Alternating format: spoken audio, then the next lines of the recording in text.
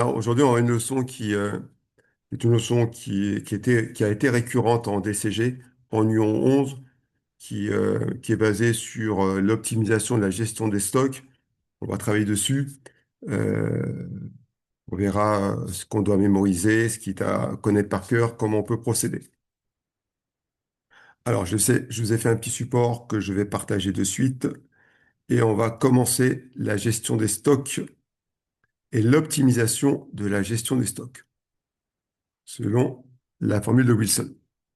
Alors, la formule de Wilson n'est valable que si l'on est à peu près dans un cadre où les hypothèses suivantes sont respectées. Donc, si une des trois hypothèses que je mets en avant n'est pas respectée, on ne peut pas appliquer la méthode de Wilson. Donc, évidemment, à l'examen, de temps en temps, on oublie une, mais il faut partir du principe qu'elles sont les trois là, sinon il n'y a pas d'exercice. Donc, la demande, la consommation doit être connue et régulière. La demande, je vais même rajouter la production ou la production, parce qu'on peut être aussi sur une forme société productive ou la production. La demande annuelle D est connue et prévisible. La consommation est constante dans un temps, pas de saisonnalité importante, pas de pic imprévu, mais on suppose souvent une consommation linéaire. Les stocks diminuent régulièrement jusqu'à zéro. Conséquence, on peut calculer le rythme de commande stable. Le délai d'approvisionnement est constant. Le délai entre la commande et la livraison est connu et constant. L'arrivée en stock est supposée être, être connue, est à date fixe. Sinon, il faudrait un stock de sécurité plus important et le modèle perd de sa précision. Mais on peut le faire avec un stock de sécurité. Le réapprovisionnement est instantané ou une livraison en une fois. La quantité commandée Q arrive en une seule fois, pas de livraison fractionnée. Le stock remonte immédiatement à Q. Schéma en dents de scie. On reçoit, on consomme. On a zéro, on reçoit, on descend. Voilà, c'est pour ça qu'on appelle ce schéma dents de scie. Pas de rupture de stock, version de base. Donc, dans le modèle Wilson classique, on suppose zéro pénurie. Donc, dans tous les cas de figure, pour que le problème se pose, il faut qu'on refuse la pénurie. L'entreprise ne tolère pas de rupture, la demande est entièrement satisfaite. C'est pour ça qu'on introduit ensuite un stock de sécurité et un stock d'alerte pour éviter d'éventuelles pénuries, mais il peut quand même avoir des pénuries. Si la pénurie est admise, c'est un modèle de Wilson avec rupture qui est un peu plus complexe. Alors, est-ce que la pénurie est déjà tombée en DCG? Il y a quelques années, c'est tombé la pénurie en DCG qui a fait un fiasco, mais c'est tombé en dernière question. Donc le préambule est toujours le même. D'accord? On commencera toujours de la même façon. Le sujet commence de deux façons différentes. Soit on vous donne un rythme de commande, donc un nombre de commandes. Soit on vous donne le rythme de commande, tous les combien de temps. Et on en déduit le nombre de commandes. Et on va vous poser la question, est-ce qu'on est dans l'optimal? Pour savoir si on est dans l'optimal, c'est simple. Il va falloir que ce qu'on va démontrer après soit bon, c'est-à-dire qu'on a le coût de passation égale le coût de possession. Je vais y arriver. Soit ça commence comme ceci. Évidemment, on n'est pas dans l'optimal. Vous allez devoir le démontrer en disant que coût de passation est différent de coût de possession. On n'est donc pas dans l'optimal. Et on va devoir après trouver le rythme optimal qui va permettre de faire baisser le coût de la possession et de la passation, donc le coût de la gestion des stocks. Ça, c'est une première approche.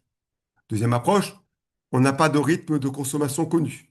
Et on vous demande, selon les critères qui sont présents, c'est-à-dire que la consommation est connue, que la consommation est régulière dans l'année, qu'on n'a pas de rupture de stock, que le prix d'achat est constant. Parce que ça aussi, il ne faut pas qu'on puisse acheter avec des prix différents. Et on vous demande de gérer la gestion des stocks pour minimiser les coûts.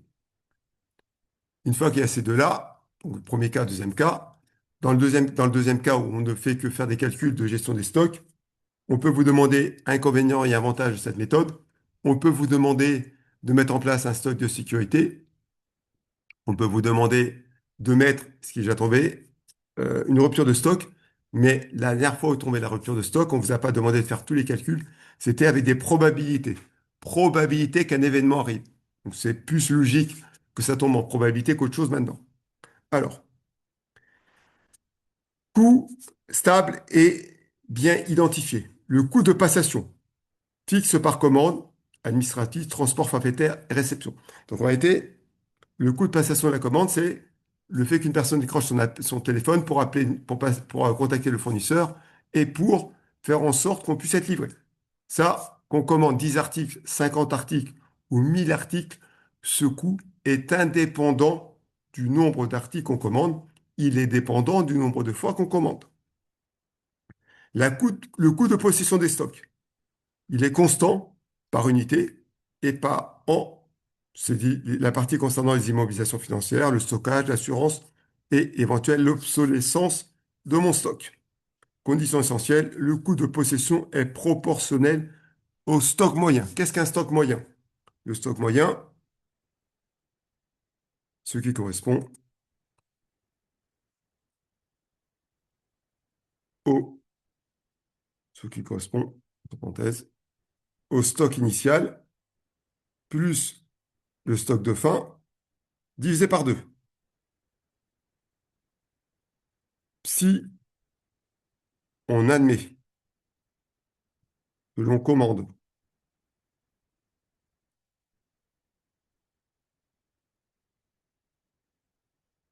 lorsque le stock est à zéro,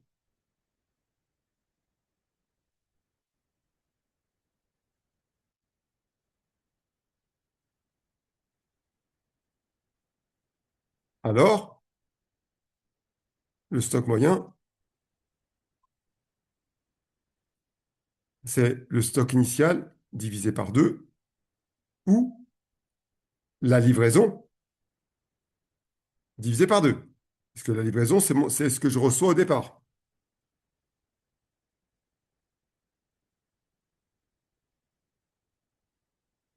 On verra après la notion de stock de sécurité et l'impact que ça a. Prix d'achat unitaire constant, pas de remise de quantité. Ça, c'est un des éléments auxquels Wilson est limité. Lorsqu'il y a des remises par quantité, Wilson ne fonctionne pas. Prix unitaire ne varie pas selon la quantité, pas de remise, pas de palier. Si remise quantitative, il faut comparer un coût total avec l'achat et Wilson peut donner une quantité optimale fausse et ne pas celui qu'il faut faire. Par exemple, s'il faut acheter par des lots économiques d'une certaine taille, Wilson peut nous faire croire qu'il faut acheter une quantité faible, plus faible. On n'a pas la remise, alors que avec la remise et en intégrant le coût d'achat, on pourra avoir une gestion des stocks qui est différente.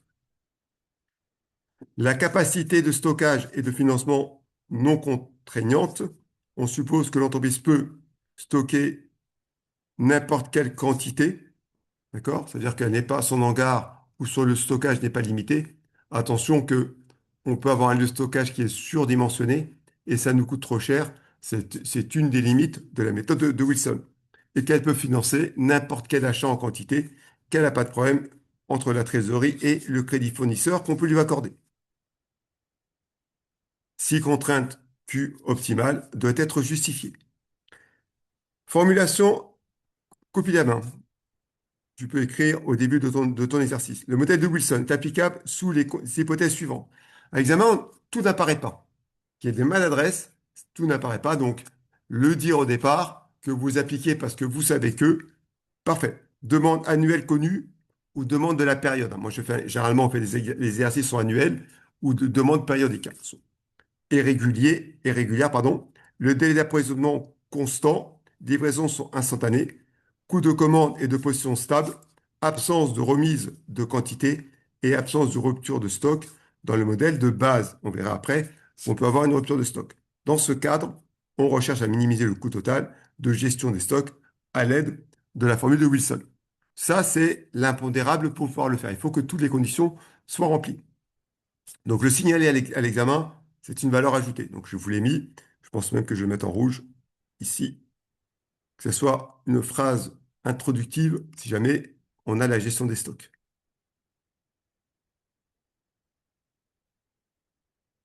OK. Alors, objectif de la gestion des stocks. La gestion des stocks vise à répondre à une double contrainte contradictoire. Trop de stocks, coût élevé de stockage, pas assez de stock, risque de rupture de stock et on va même dire un autre élément, Commander, non, commander en petite quantité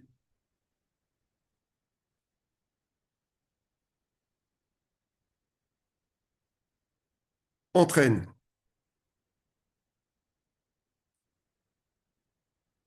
une augmentation, une forte augmentation du coût de passation de commande.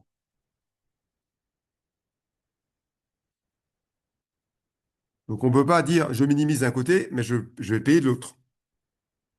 Objectif économique fondamental, minimiser le coût total annuel lié au stock tout en assurant une continuité de l'activité. La formule de Wilson, ou Economic Order Quality, est un modèle mathématique qui permet de déterminer un nombre optimal de commandes grand N, où la quantité économique à commander à chaque fois est sans pénurie dans un premier temps. Hypothèse qu'on va vous poser. Ces hypothèses doivent être connues et parfois rappelées en copie. C'est ce que je viens de vous dire juste au-dessus. Définition des éléments clés. On note D, la demande annuelle. N, le nombre de commandes par an. Q, la quantité commandée par commande. La quantité qu'on va commander, c'est ma demande totale divisée par mon nombre de commandes. Si je dois commander 1000 articles par an, j'ai besoin de 1000 articles et je passe 5 commandes par an déterminées par la formule de Wilson, je vais commander à chaque fois 1000 divisé par 5, 200. CO, le coût fixe de passation d'une commande, et CS, le coût de possession annuel d'une unité en stock. Alors, ça peut être CS qui est donné ou en taux. On verra les deux cas de figure et je vais vous montrer comment on passe de l'un à l'autre. Comme ça, on ne peut pas avoir de soucis dans nos différents calculs. Le coût total annuel de la gestion des stocks est composé de deux éléments. D'une part, la passation d'une commande. Chaque commande coûte CO.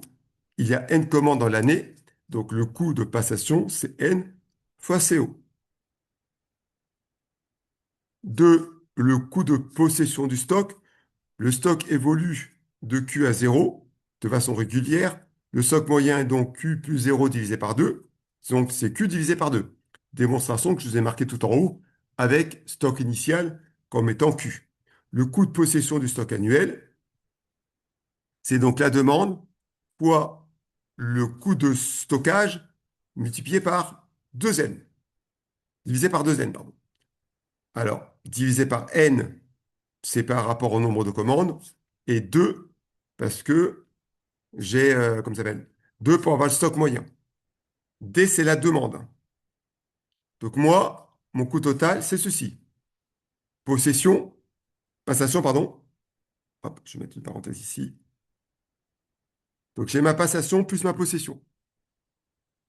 Et le but, c'est de minimiser cette commande.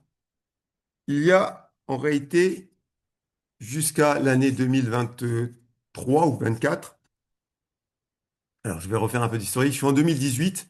Avant 2018, on devait, je crois en 2018 inclus, pardon, on devait simplement utiliser une formule rapide qui était n égale racine carrée de quelque chose.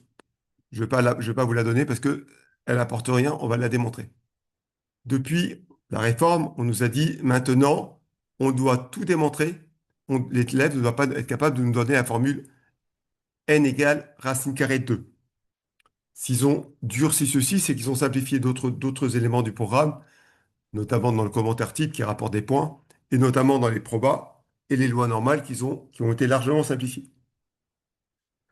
On nous a dit la méthode de référence est la dérivée. L'étudiant doit être capable de le faire par la dérivée. Soit, dernière fois où c'est tombé, on a accepté toutes les solutions possibles. Soit la dérivée, soit celle de l'égalité que je vais vous démontrer par la suite, soit celle de n égale ou q égale. Donc là, ils avaient accepté tout. Je crois que c'était en 2022 qu'ils avaient tout accepté ou 2023. Alors, on fait la dérivée et on minimise la dérivée. Donc, minimisation de la dérivée. Alors,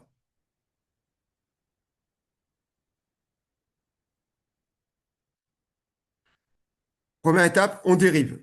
Vous devez connaître le tableau des dérivés. On dérive par rapport à n. La dérivée de ax, donc ax, x étant la variable est à une constante, c'est A. C'est la raison pour laquelle la dérivée de C de n fois coût de passation, ça va être le coût de passation, CO. La dérivée de quelque chose divisé par n. La dérivée de A sur n, c'est moins A divisé par n carré. C'est la raison pour laquelle j'ai mis le moins ici. J'ai repris les éléments qui étaient marqués juste au-dessus ici. Et j'ai simplement mis le carré. Je vais après faire dès que je termine ceci, je vais faire un exemple, vous inquiétez pas. Après, condition minimum, il faut que ma dérivée soit égale à 0. Si ma dérivée doit être égale à 0, j'ai donc CO qui doit être plus, non moins, D multiplié par CS divisé par 2 n carré qui doit être égal à 0. Je passe le moins de l'autre côté, ça devient CO égale D fois possession divisé par 2 n carré. N carré égale, je passe le CO de l'autre côté, je passe le n carré de l'autre côté, D fois CS divisé par 2 fois la passation, donc n optimal. On en prend la dérivée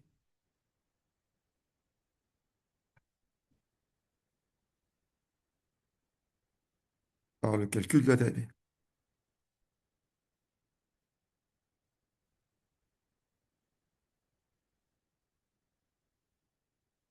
OK. Je vais revenir ici un peu avant. Je vais écrire en rouge maintenant. Si on multiplie tout par n, je vais écrire en rouge. Si on multiplie par n, multiplie,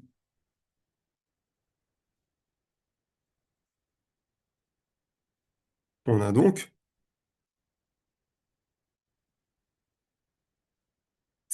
CO pour le coût de passation fois n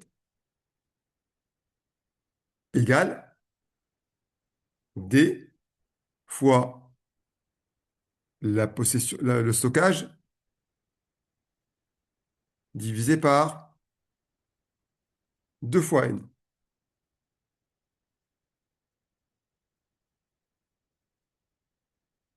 Et ceci des passations égale possession. Wilson a démontré qu'on est au minimum quand la possession égale la passation. C'est ce que j'ai ici. Avant de continuer, on va faire un petit exemple. Je vais partager mon écran avec vous et je vais faire partager mon écran. Hop, ceci.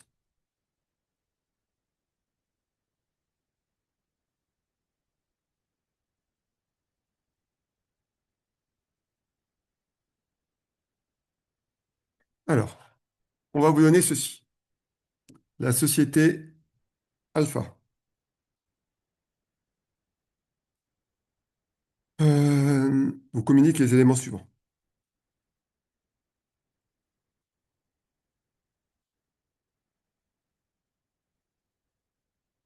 La demande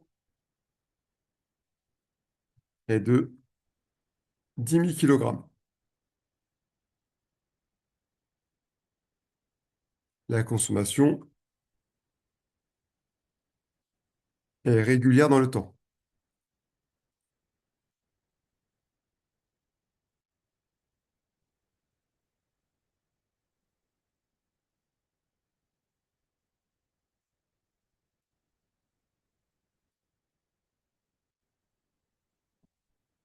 Le coût de passation.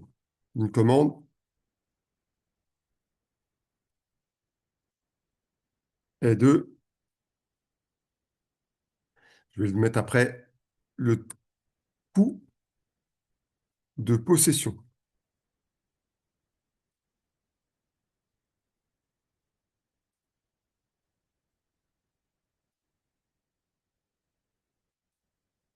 Et de le coût de possession d'un article.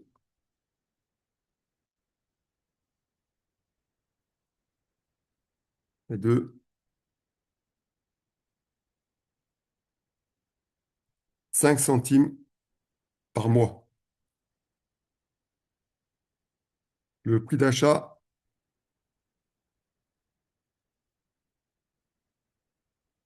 est de 12 euros. Je vais simplement faire un petit calcul vite fait.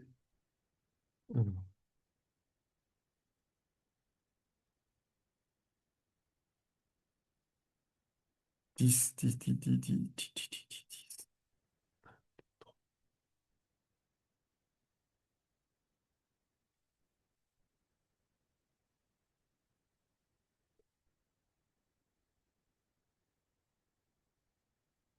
OK. Le coût de passation d'une commande est de 30 euros.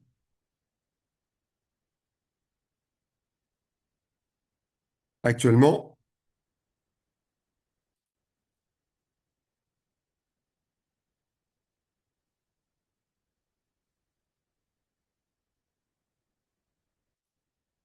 l'entreprise passe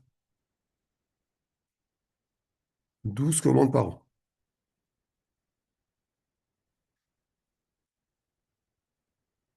Est-elle dans l'optimal?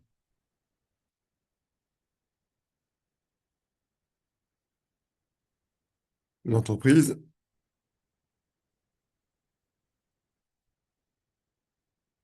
peut-elle baisser ses coûts?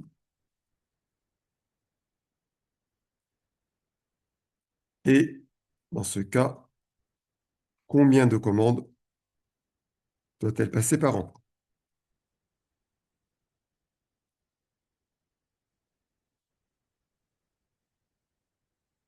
Le rythme des commandes sera alors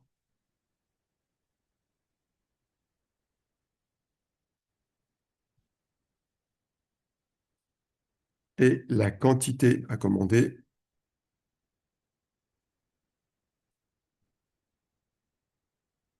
sera alors. OK, on va répondre à toutes ces questions. On va aller tout doucement. Prix d'achat.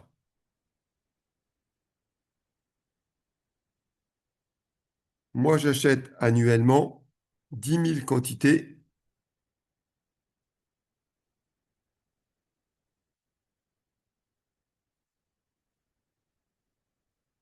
dont le prix d'achat est à 12 euros. Donc moi, je vais acheter au total pour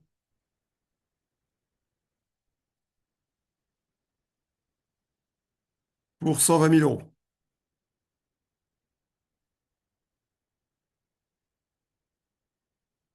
C'est bien ça, Julien. Après, je vais faire ma passation, soit N. Non, on va faire actuel. Passation actuelle. Coût de passation actuelle.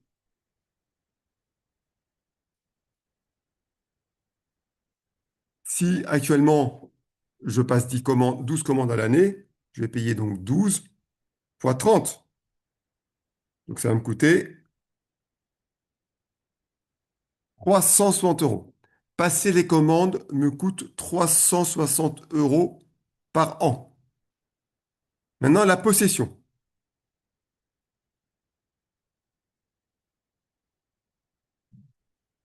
Coût de possession.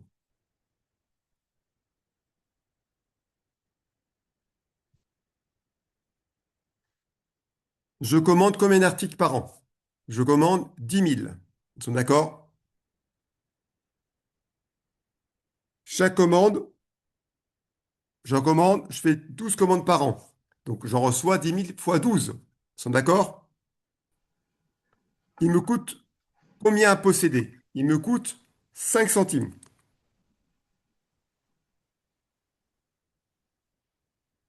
Ça, c'est le coût d'un mois. Et moi, je suis ouvert toute l'année, fois 12. Et moi, j'ai besoin du stock moyen. Je divise par 2 pour mon stock moyen. Je répète, ça revient à la formule tout à l'heure.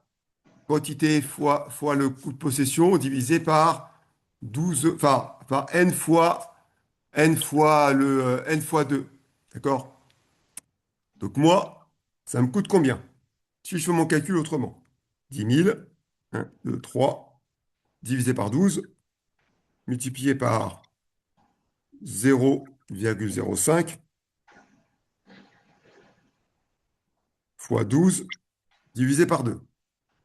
Ça me coûte 250 euros de stocké. Je constate quoi? Ici, coût de possession ou passation, vous voulez commencer comme vous voulez, différent du coût de passation. On n'est donc pas dans l'optimal.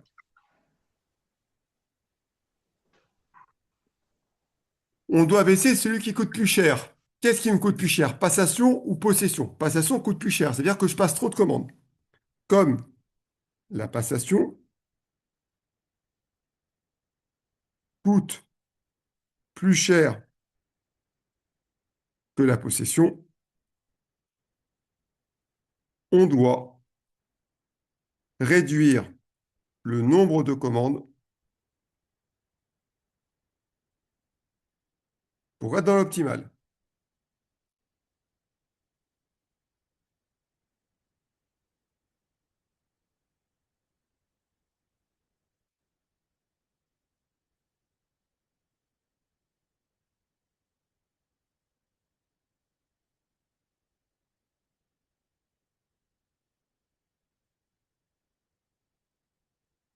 Euh, pour être dans...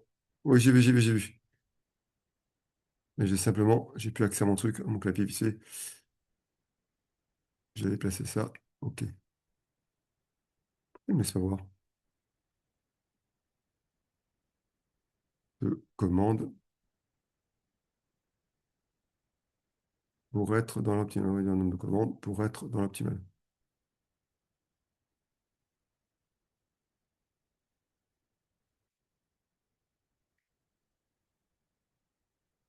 OK.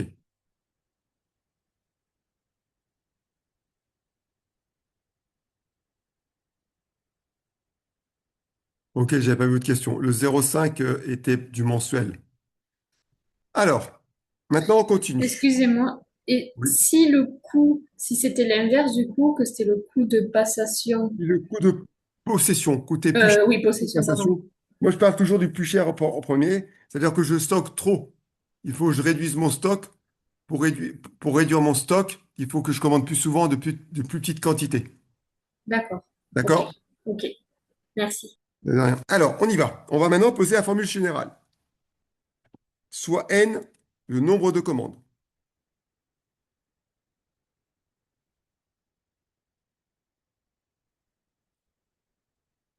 passées par an.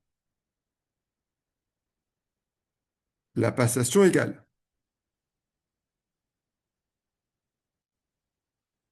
Passer une commande me coûte 30 euros. Donc, c'est 30 fois n.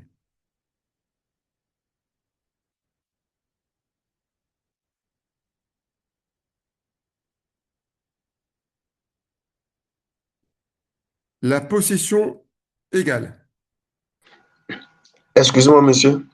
Oui, S'il vous plaît, monsieur, par rapport à la demande de 10 000, lorsqu'on on peut donner la demande journalière, non? on peut même vous demander, on peut vous donner par heure ce qu'on veut. Mais Ok, moi, ce qui m'intéresse, c'est la demande sur ma période totale. ok. Là, Moi, si- ma question, c'est de savoir sans précision, on considère que c'est la demande totale? À défaut d'information, les 10 000, on demande 10 000 kilomètres. À défaut d'information, les 10 000, c'est pour l'année. On Ok, aurait pu vous merci. donner par jour, on peut vous donner, on n'a pas de quantité. Tout ce que je sais et tout ce que vous devez savoir, c'est que ma demande doit être et doit couvrir ma période de travail. Donc moi, si on vous donne la gestion des stocks annuels, parce que je consomme annuellement, moi, D, ma demande doit être pour l'année. Merci, monsieur. D'accord? Alors, quelle est la possession? Ma possession, ça va être, on va y aller tout doucement. 10 000, c'est la valeur de mon bien. Si je multiplie par 0,05, c'est ma quantité qui est possédée pendant un mois. Je multiplie par 12, ça fait ma possession. Si je commande aujourd'hui et je commande une seule fois, je vais commander mes 10 000 qui vont me coûter 0,05 par mois et pendant toute l'année 12 000. Je vais la consommer. Et il va égal à 0. Donc je divise par 2. Et je divise par le nombre de commandes parce que plus je commande, deux fois, moins j'en prends. Voilà la formule de Wilson ici. On se doit de simplifier le calcul. Donc on doit faire le calcul de 10 000 fois 0,05 fois 12 divisé par 2. Je vais le faire à côté ici. Donc si je fais 10 000 fois 0,05 fois 12 divisé par 2,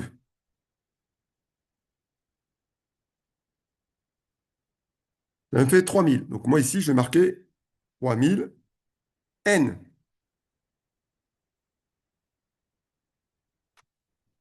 Tout à l'heure, j'avais 12. 3 000 divisé par 12, ça fait 250. D'accord? On retombe sur nos pieds. Donc moi, mon coût total, c'est T ou CN, comme vous voulez. CN égale passation 30N.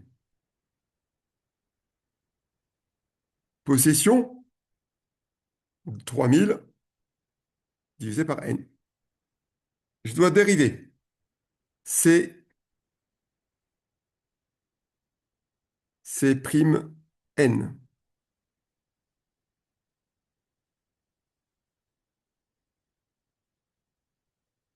La dérivée de AX, c'est A. La dérivée de 30 sur N, c'est 30.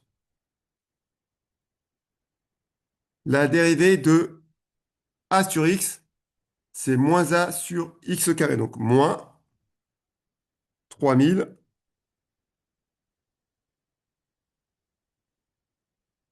divisé par N au carré.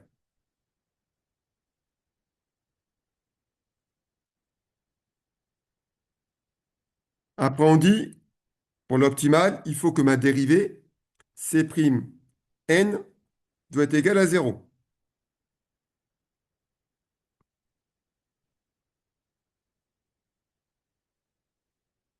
C'est si prime N égale 0, l'égalité doit être égale à 0. Donc moi, je veux que 30 moins 3000 sur N carré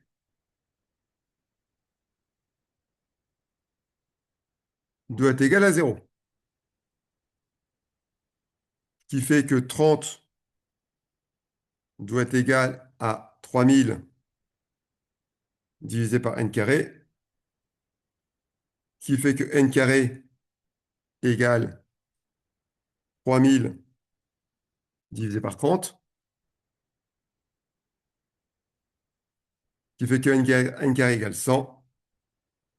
Après, il suffit de prendre la machine à carré à calculer N égale 10. Si je commande 10 fois, je vais optimiser ma gestion des stocks et ça me coûtera moins. Maintenant, il suffit de remplacer dans mes formules qui sont ici. Passation et possession qui est là.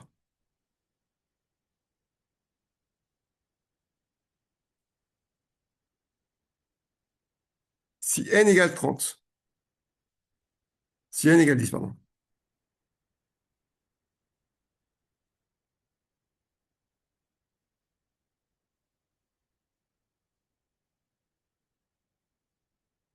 Passation devient 30 fois 10. Possession devient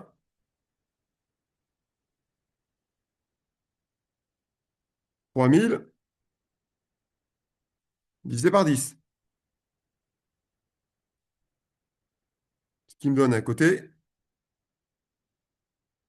300 fois, 30 fois 10, 300. Et 3000 divisé par 10,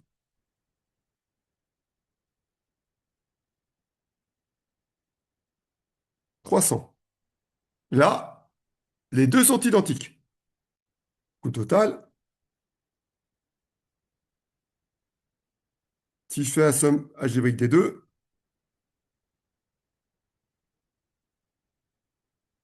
je tombe sur 600, alors que tout à l'heure, coût total,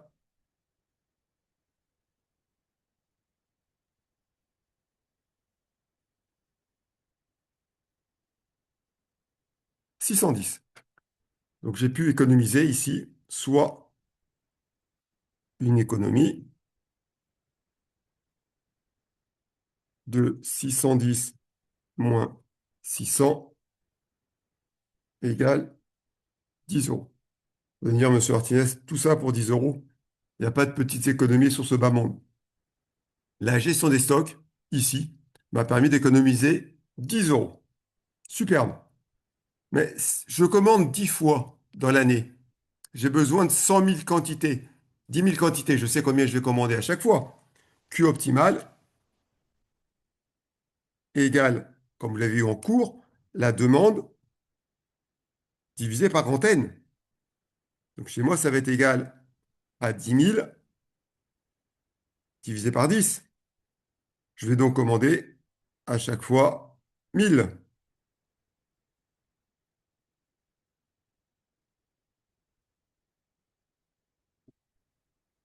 Je commande 1000 à chaque fois. Rythme. Tous les combien de temps je commande? Ça va être marqué un peu plus loin dans le cours. C'est la période divisée par grand N.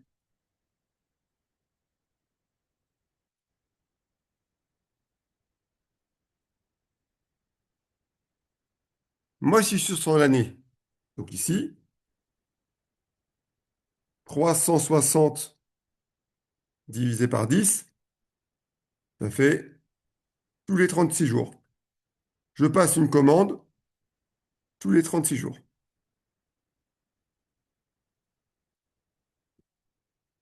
OK pour vous? OK. Alors, on peut donner, au lieu de donner un coût de possession d'un stock, alors la tendance est de dire combien me coûte le stock à posséder. Une unité, combien ça me coûte pour un mois ou pour l'année. Avant, on ne parlait pas de coût de possession d'un stock, on parlait du taux de possession. Donc, je vais faire le lien qui est entre les deux, parce ça peut retomber cette formulation. Lien, et je vais vous montrer que ça revient même. Lien entre le taux de possession du stock moyen et je reviendrai au cours après, et le coût de possession du stock. OK. Pour le taux de possession,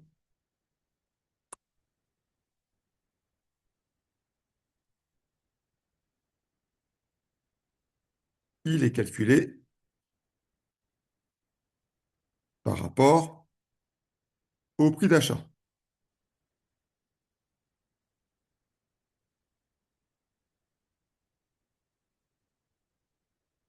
Donc moi, ici, j'ai, admettons qu'il n'y ait pas de consommation. Donc, j'ai ma demande. Je le fais d'une façon générale, après je vous l'explique, hein. C'est ma demande fois un taux de possession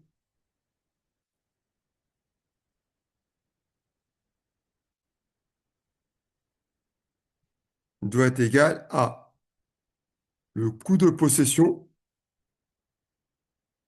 annuel multiplié par la demande. Donc ici, demande multiplié par prix d'achat.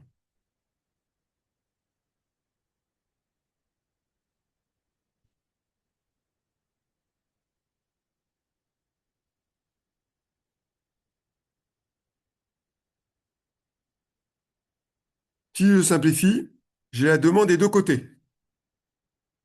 Donc le taux de possession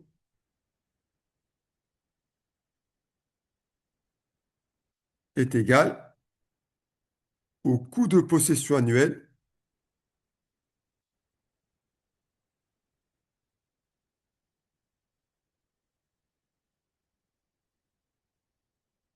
divisé par le prix d'achat.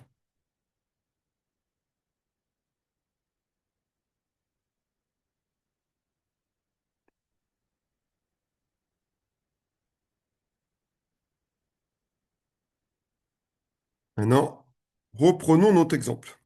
Reprenons notre exemple.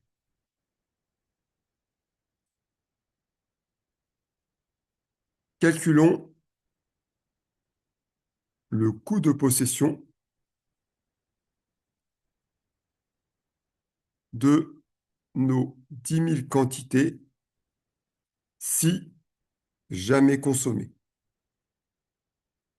pour l'année.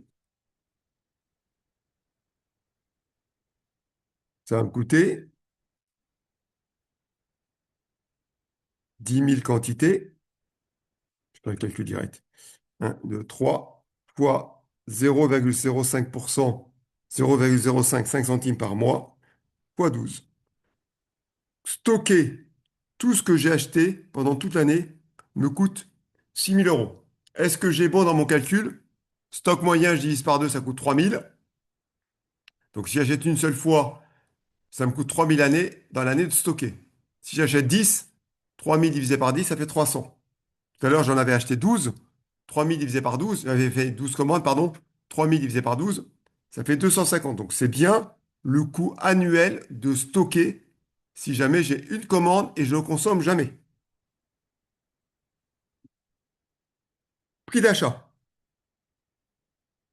Donc, achat de la période.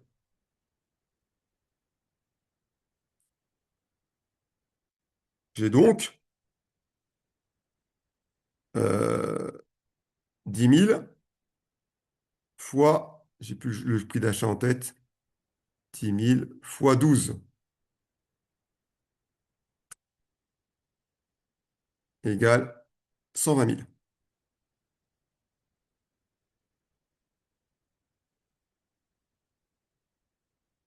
Le taux de possession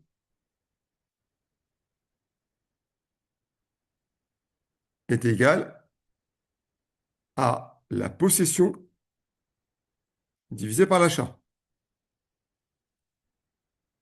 Donc, c'est-à-dire chez moi, 6 000 divisé par 120 000. Et si je fais ce calcul,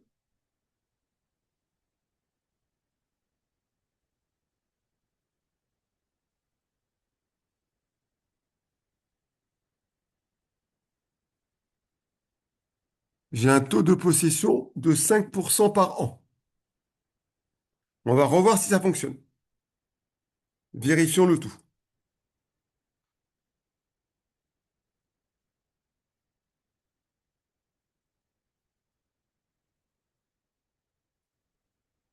Coût de possession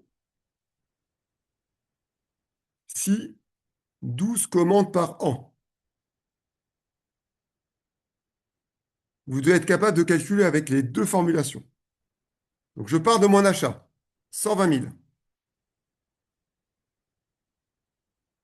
fois mon taux de 5%, divisé par 2 multiplié par n. Et donc 2 fois 12. Je fais mon calcul ici, on doit retomber sur 250 qui est au-dessus. Égal 120 000, 1, 2, 3, multiplié par 5%, divisé par, entre parenthèses, 2 fois 12. Je retombe sur mes 250 euros. Donc nous, cette formulation, je vais vous la recopier juste après dans mon support, jusqu'en la nouvelle réforme du TCG. on donnait toujours un taux de possession. Depuis la réforme du DCG, il ne parle que de coût de possession. Dans les ouvrages, le coût de possession prend de plus en plus d'ampleur et non le taux de possession. Mais dites-vous que ces deux formulations reviennent strictement au même et vous êtes capable de passer de l'un à l'autre à tout moment. Donc je vais arrêter 2 secondes ce partage. Je vais partager mon autre feuille de cours pour pouvoir passer de l'un à l'autre. Hop, partager. OK, et je reviens ici. Je vais remonter maintenant que j'ai démontré ce que je voulais dire. OK. Si par contre, si on a un taux,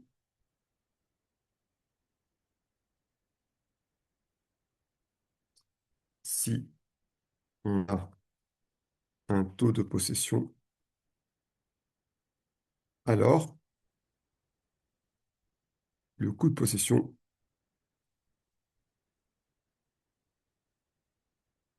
sera égal à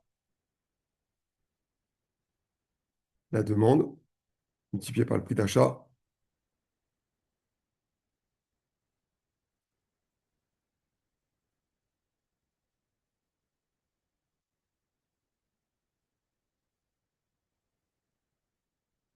fois le taux de possession.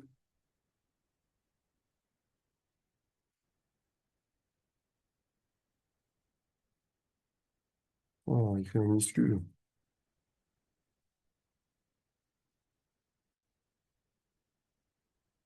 Divisé par, entre parenthèses, 2n.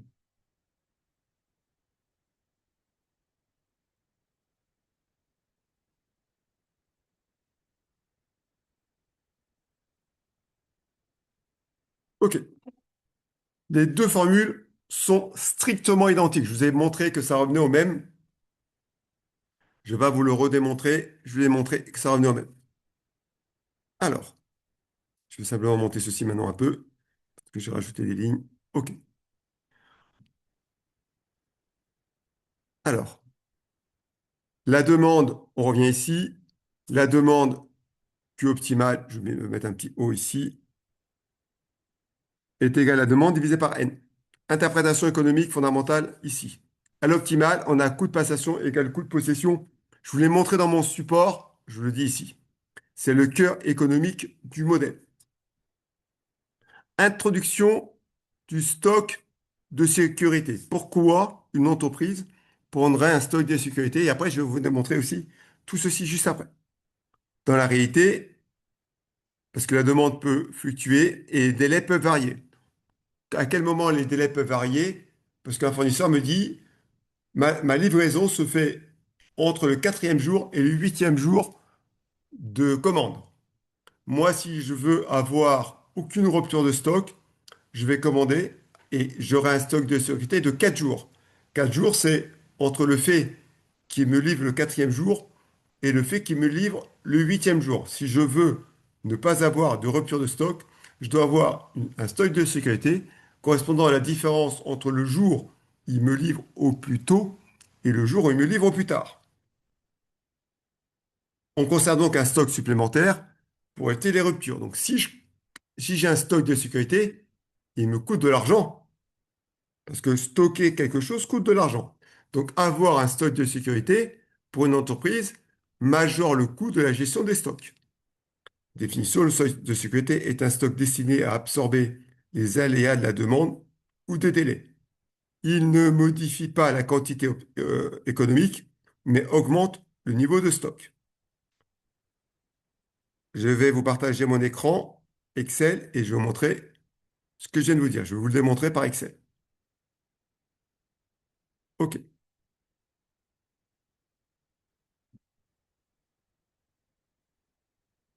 Reprenons l'exemple précédent.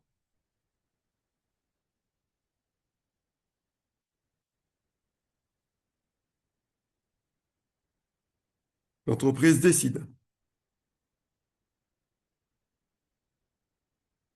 d'avoir un stock de sécurité.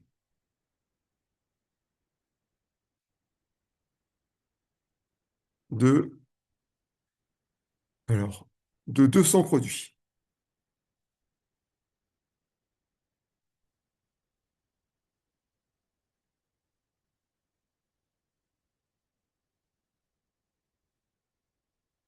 Si j'ai un stock de sécurité de 200 produits qui n'est jamais consommé dans l'année, je sais combien il coûte. Coût de stockage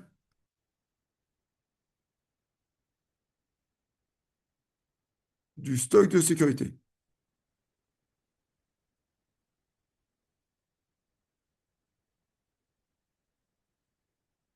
On vous disait que stocker un produit coûtait 5 centimes par an, par mois, pardon. Donc moi, mes 200 vont me coûter 200 fois 0,05. Ça, c'est le coût d'un mois. Mais je vais le garder toute l'année. D'accord?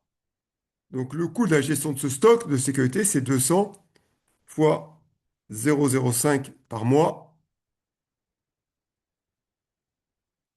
fois 12. Avoir ce stock de sécurité va me coûter 120 euros. Si je reprends la formule qui est ici, le coût total que j'ai mis ici. Si je rajoute le stock de sécurité, je rajoute 120. Ok. Reprenons le coût total en fonction de n, le nombre de commandes.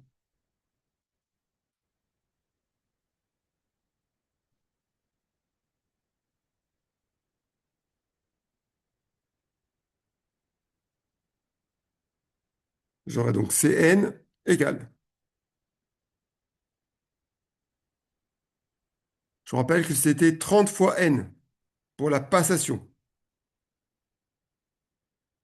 plus la possession, c'était 3000 divisé par n.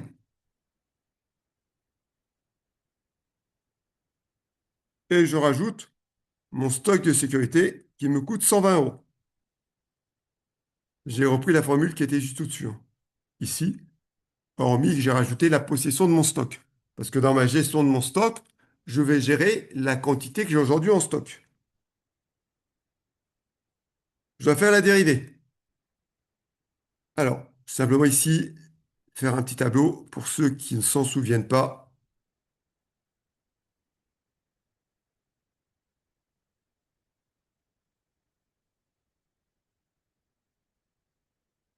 En J, j'ai une fonction f. Donc, j'ai une fonction Cn, on va dire.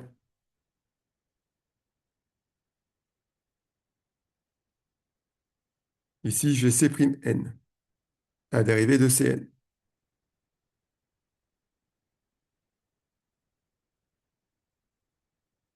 La dérivée d'une constante,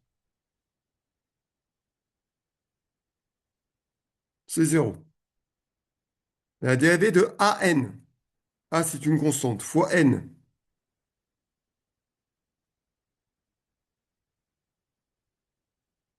c'est A.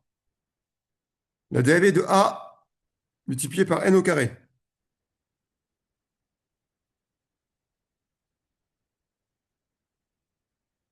c'est 2 multiplié par A puissance multiplié par n.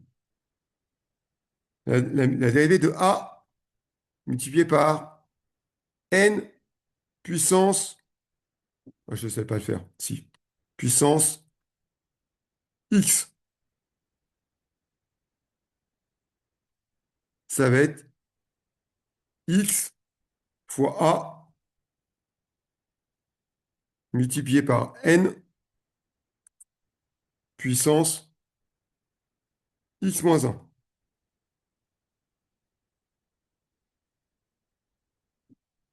Moi, ce qui m'intéresse, le dernier, c'est la dérivée de A sur n.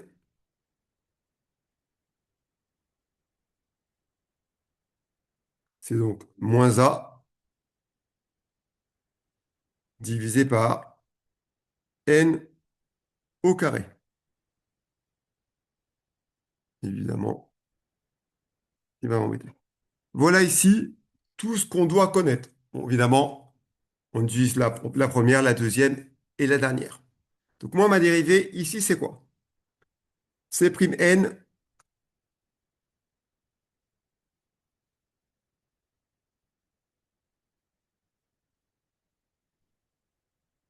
Alors, la dérivée de AX, ou AN, c'est A. Donc la dérivée de 30N, c'est 30. Plus la dérivée de A sur X, la dérivée, c'est moins A. Donc moins A, c'est 3000, divisé par N carré. La dérivée de 120. 120, c'est une constante. La dérivée d'une constante, c'est 0. Et là, vous voyez, on retombe sur ce que j'avais avant.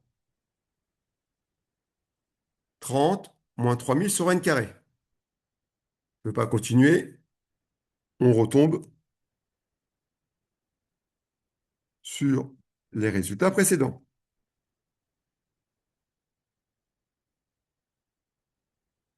Donc, là, donc, le stock de sécurité n'a aucun impact sur n. Il ne fait qu'augmenter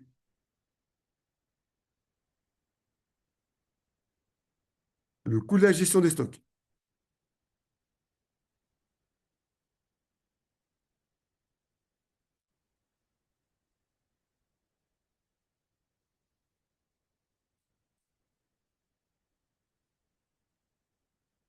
OK pour vous?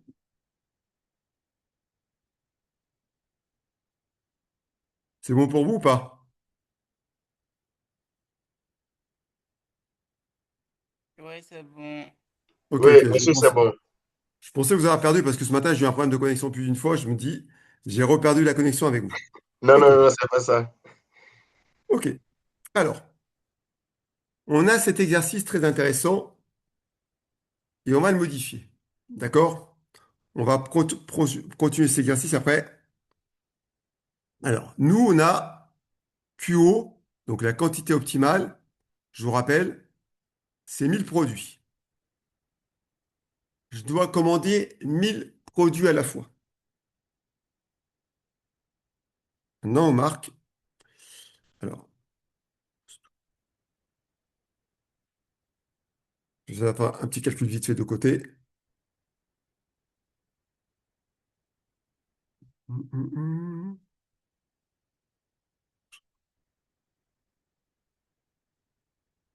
OK.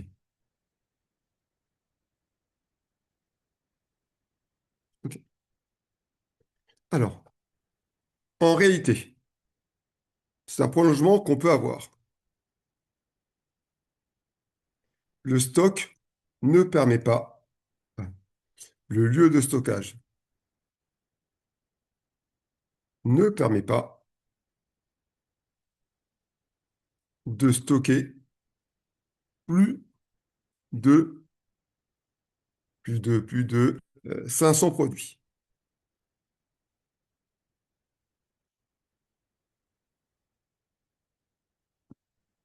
Déterminer, donc, le coût de la gestion des stocks en tenant compte de la capacité. Vous avez vu? Wilson me dit, commande 10 fois, commande 1000 à la fois. Eh bien, Wilson ne fonctionne pas. Voici une limite de Wilson. Je ne peux pas stocker ce que me dit Wilson. Wilson me dit, tu en commandes 1000, donc il faut avoir une capacité de stocker 1000. Mon hangar est limité à 500, donc je ne peux pas stocker 1000. Et donc je vais recalculer. Si Q max est de 500, le nombre de commandes va donc être 10 000 que je consomme annuel divisé par 500. Donc, je vais commander n égale,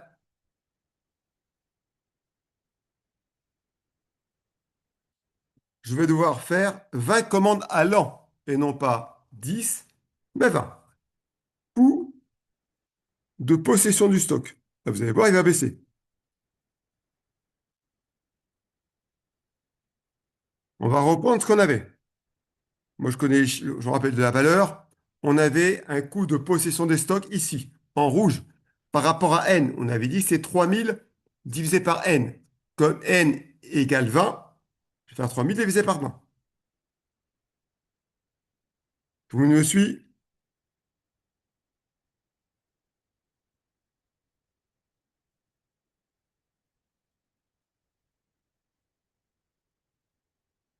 Le coût de posséder mon stock va me coûter 150 euros.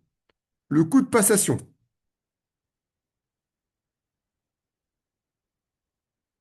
de 20 commandes, on sait qu'un coût de passation, c'était 30 euros.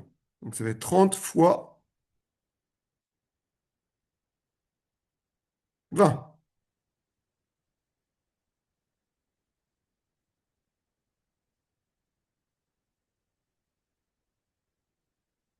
Passer mon stock, passer les commandes va me coûter 600 euros. Total,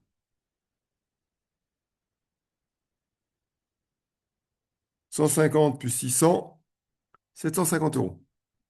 L'optimal me disait 600 euros. Il est là. Au lieu de 600, 750. Donc ici,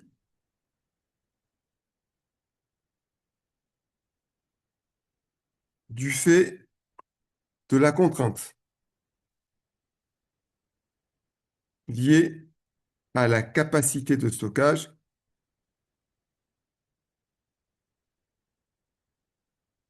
le coût est de 150 euros plus élevé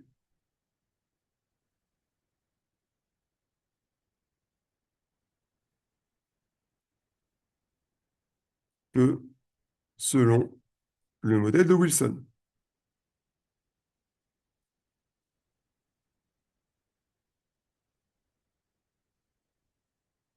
Donc normalement, on n'est pas dans le meilleur. Marqué, l'entreprise peut, je marque, l'entreprise peut augmenter sa capacité de stockage en la doublant.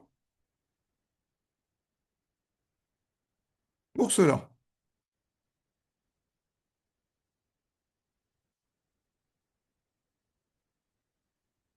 elle devra investir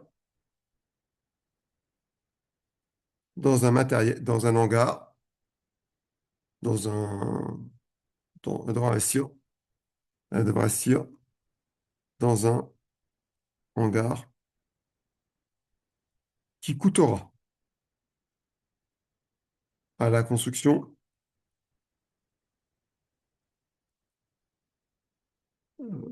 3 000 euros. euh, 3 000 euros pour une durée d'utilisation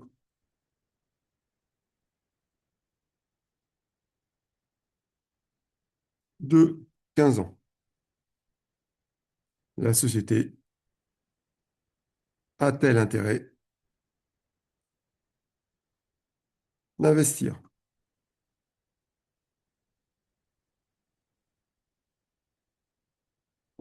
Déjà, je vais voir combien ça me coûte par an. Moi, j'investis 3 000 euros. Ces 3 000 euros vont me donner une capacité d'augmentation qui va me doubler.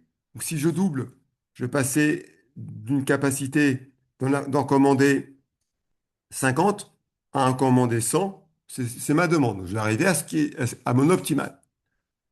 Donc maintenant, quel est le surcoût annuel? Surcoût annuel de l'agrandissement. Ça va me coûter 3 000 euros par an, 3 000 au total, que je divise par 15, Si je fais 3000 divisé par 15, ça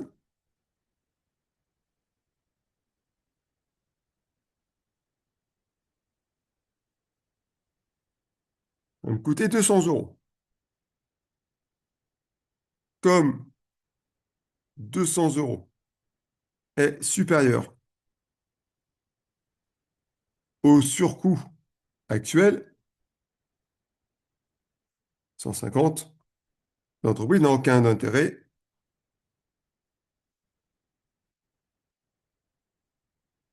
de se lancer dans cette construction.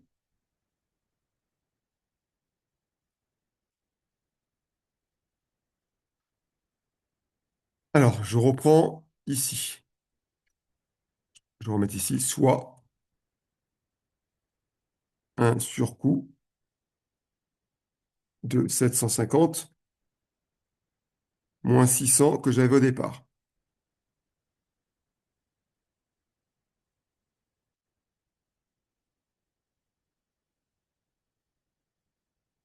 qui est égal à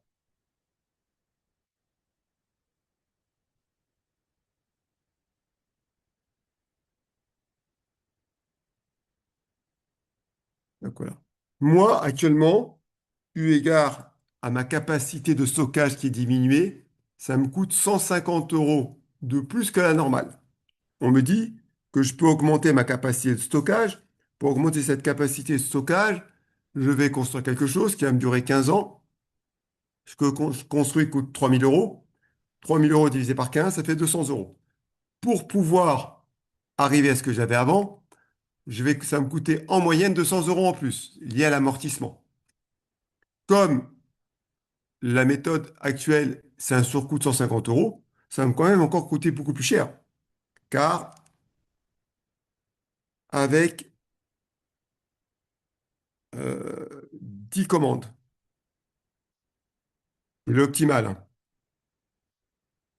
et les, et les 200 euros d'agrandissement, le coût de la gestion des stocks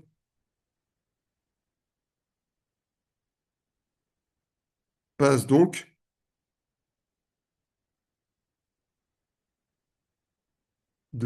à 600 plus 200, 800. C'est pas rentable par rapport à l'actuel. Par contre, je suis capable de dire au bout de combien de temps c'est rentable. On peut déterminer dans le commentaire, ça c'est tombé il y a un an ou deux. On peut déterminer la durée maximale, la durée minimum de l'investissement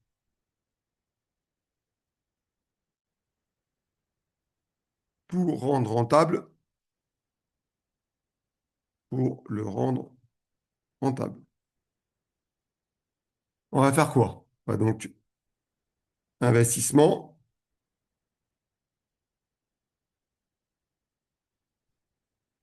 doit être conservé, doit durer au minimum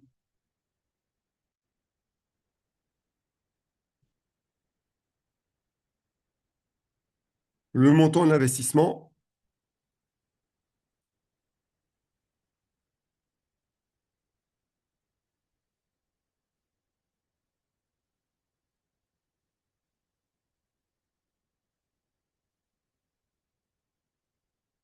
divisé par le surcoût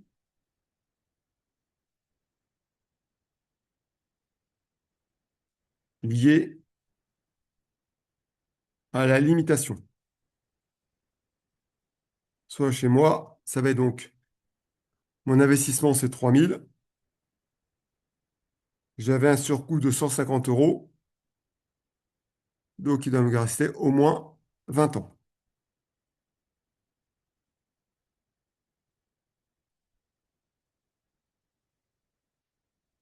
Alors, nous, si mon investissement me dure 15 ans, c'est pas rentable d'investir. Si mon investissement dure 20 ans, ça peut être intéressant de le faire. Mais 20 ans, c'est long. C'est extrêmement long. Il faut que j'attende 20 ans pour que ce soit rentable. Qui nous dit que dans 20 ans, ce produit sera encore commercialisé?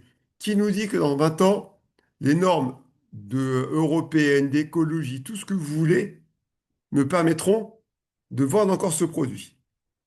Donc, eu égard à ça, moi, de mon côté, je n'investis pas et je me contrains de dépenser 150 euros de plus par an. C'est le moins contraignant. On va passer à un autre exemple. Exemple 1, et après on va reprendre la suite du cours. Avez-vous des questions sur cet exemple 1?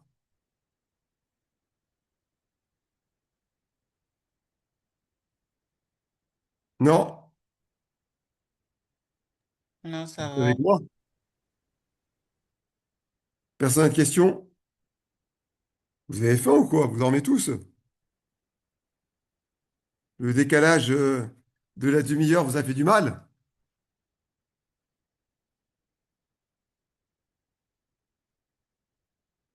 C'est ma connexion qui est pas bonne ou c'est vous qui parlez pas? Non, c'est bon, c'est... Ok, ok, ok, ok, ok. Vous êtes là, mais loin, loin, loin de moi. On y va. La société Beta vous demande de gérer la gestion de ses stocks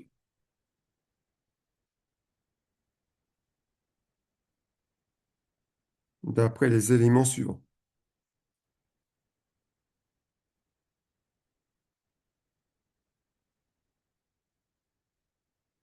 La demande, elle est de 20 000 quantités.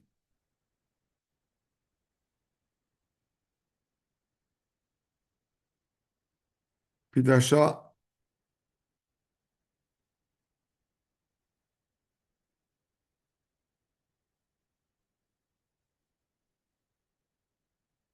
15 euros. Coût de passation de commande, coût de passation,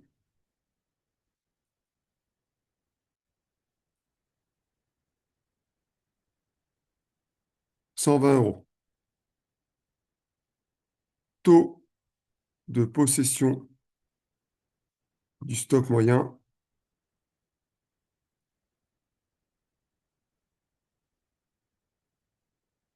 6%.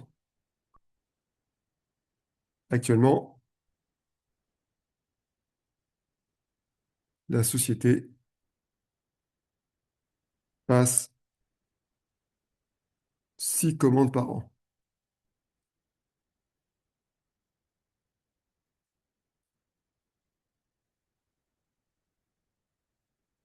Petit 1, calculer dans les conditions actuelles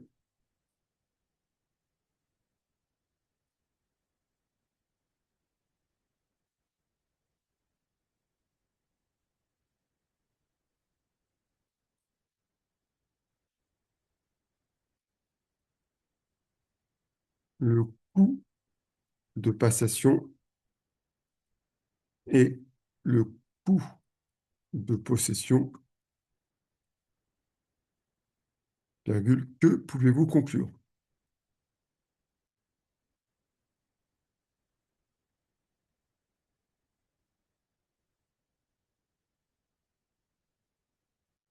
Petit 2.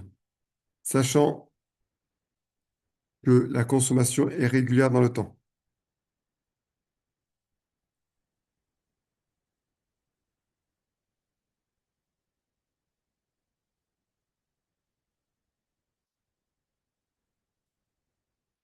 et que l'entreprise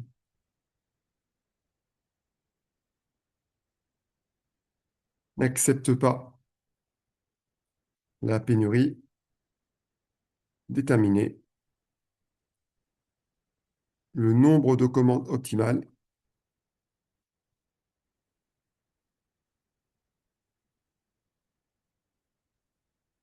à passer pour optimiser la gestion des stocks.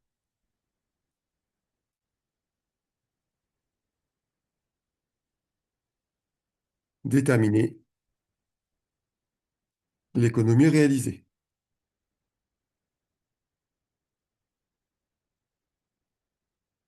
Alors, petit 1, on y va. Ici, dans mon exemple, je n'ai pas mis le coût de possession. J'ai mis un taux. Ce taux est calculé par rapport au prix d'achat. Donc, à ce que j'ai acheté. Donc, il va falloir qu'on calcule, pour commencer, l'achat. Alors, achat annuel.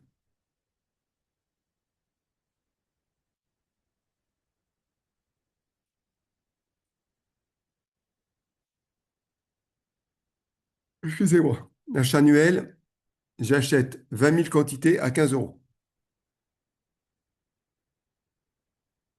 Donc, mon achat, il est de...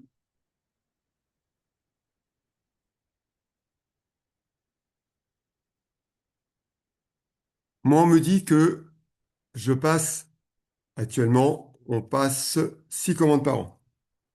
Coût de passation actuel. Coût de passation actuel. C'est donc 120 fois 6. Actuellement, l'entreprise paye en passation annuelle 720 euros. Coût de possession du stock moyen.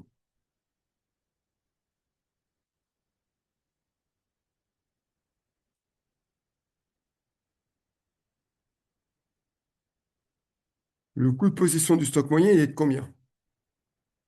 Il est calculé par rapport à l'achat. Donc c'est 300 000 multiplié par le taux de possession, 6%, divisé par 2N. 300 000, et donc N ici, c'est 10, hein. Donc ici, ça va être 2 fois 6, divisé par...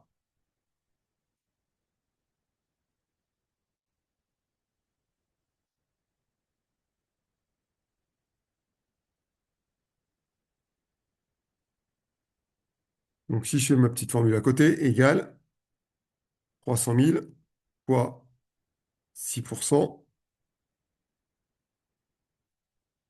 300 000 fois 6%, divisé par, entre parenthèses, 2 fois 6. Gérer le stock, avoir 6 commandes par an, la possession me coûte 1500 euros. La passation me coûte 720. Comme la possession est supérieure à à la passation, je ne suis pas dans l'optimal et j'ai trop en stock. Comme j'ai trop en stock, je commande de trop grosses quantités. Il va falloir que je commande des quantités plus petites. Donc ici, comme passation est différent de possession. On n'est donc pas dans l'optimal. Comme passation est supérieure à passation, l'entreprise stocke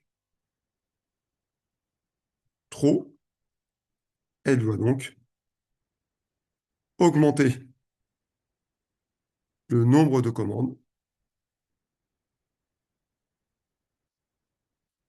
pour faire baisser le coût de la gestion des stocks.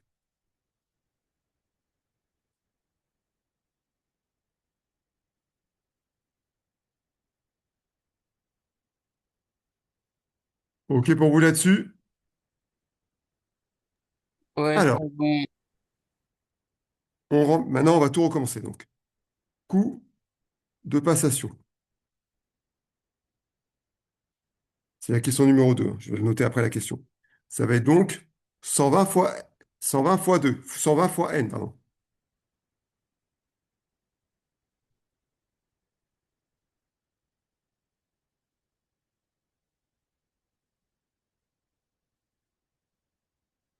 Coût de possession.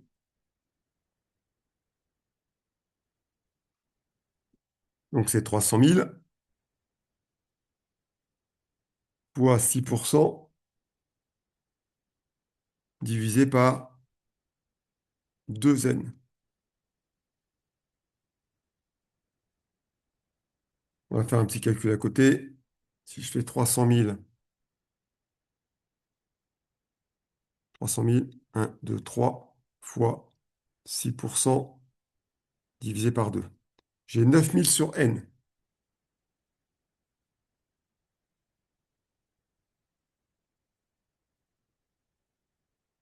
Mon coût total, je n'ai pas de stock de sécurité, donc c'est la composition des deux. Et je vous rappelle que le stock de sécurité n'impacte nullement la formule de Wilson. C'est donc 120 fois n plus 9000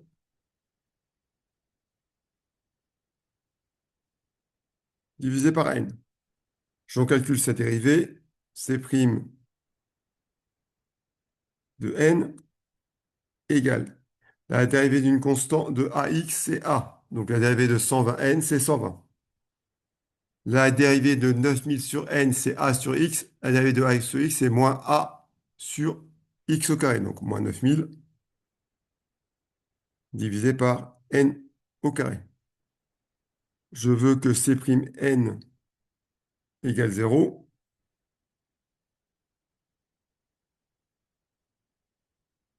Donc je veux que 120 moins 9000 sur n carré égale 0. J'en déduis que n carré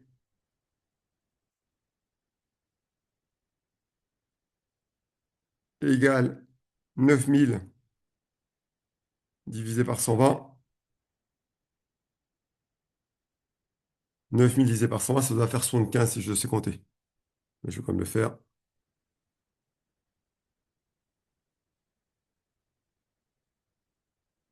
Donc je veux que n carré égale 75, soit n égale la racine carrée de 75.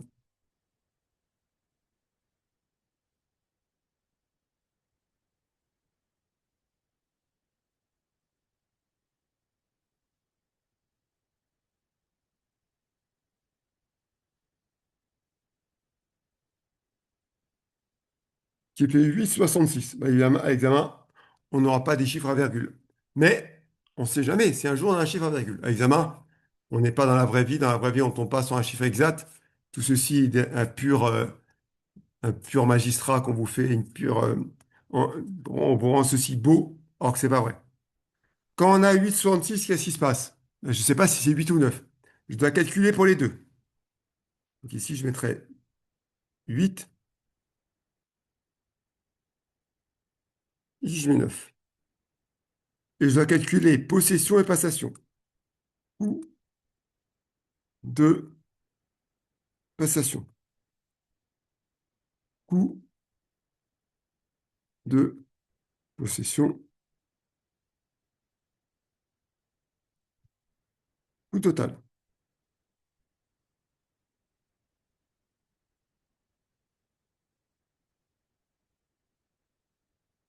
Alors, ici, je vais remplacer n par 8. Donc, je vais dire 120 fois 8. Je vais remplacer n par 9. 120 fois 9.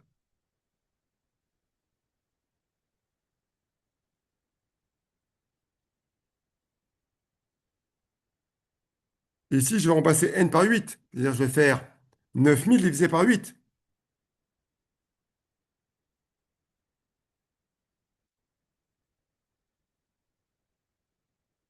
Pareil, je vais faire 9000 divisé par 9.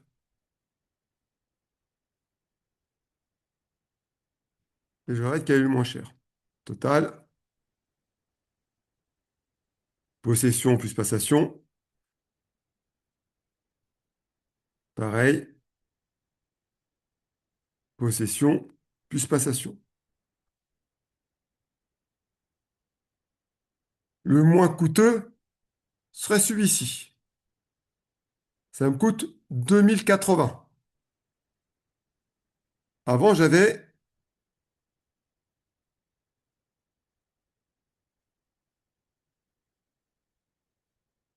les 720 plus les 1500.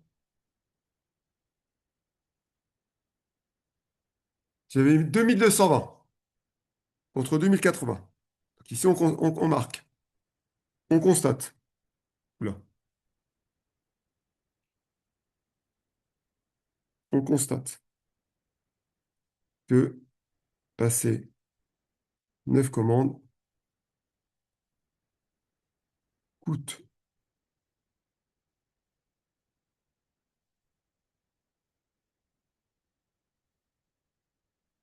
moins cher que passer 8 commandes. On retient donc. À l'examen, ça tombera sur du chiffre. On retient donc 9 commandes. Pour un coût de gestion des stocks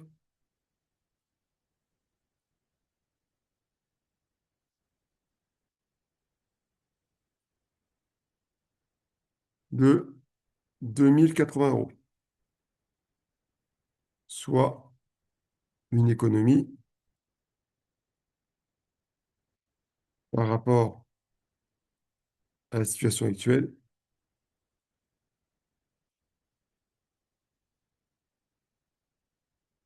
de, on avait 2220 moins 2080, on a gagné un superbe 140 euros. On économise 140 euros. Vous verrez, à l'examen, l'économie est petite, hein. Et regardez, ce qui est important de savoir, c'est que moi, acheter me coûte 300 000 euros. J'achète pour 300 000 euros de produits, d'accord, annuels, et Wilson me fait économiser 140 euros de gestion des stocks. C'est petit, hein? C'est 0,1 pas. C'est quasiment 0,5 pour 1000, soit 0,05% d'économie sur mon coût total. 0,05%. Rien, une misère. Donc, mais à l'examen, on fait ça. On continue. Donc, on vous disait, calculer dans les conditions actuelles le coût de possession et le coût de passation. Que pouvez-vous conclure? Sachant que la consommation est régulière dans le temps et que l'entreprise n'accepte pas de pénurie, déterminer le nombre de commandes optimales passées pour optimiser la gestion des stocks. J'ai déjà calculé l'économie. Si 9 commandes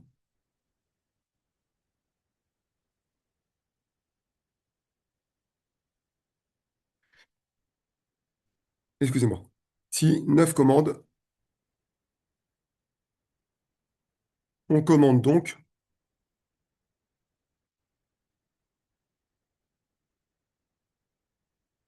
la demande qui était 20 000 divisé par 9. 20 000 divisé par 9.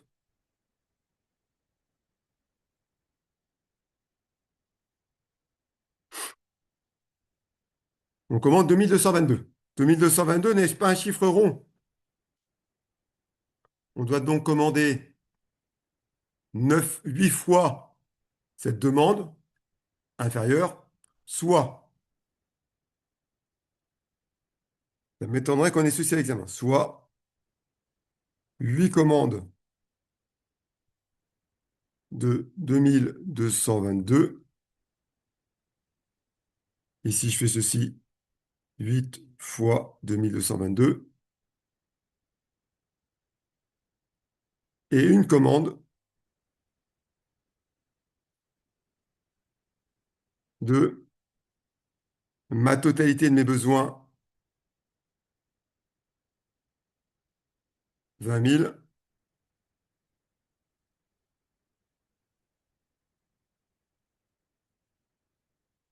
moins ce que j'ai commandé, les 1776.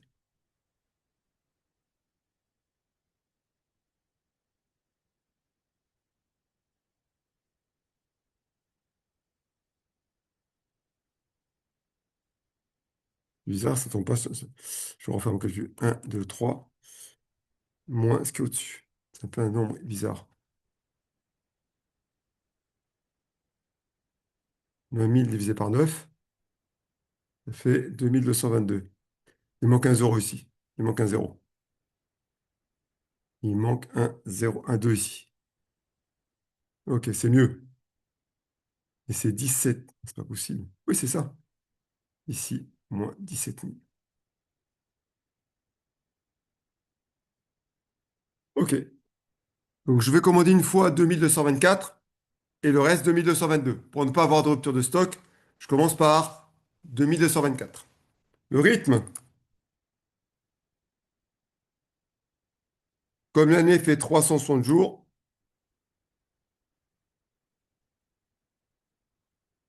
c'est 360 divisé par 9. Je commande tous les 40 jours.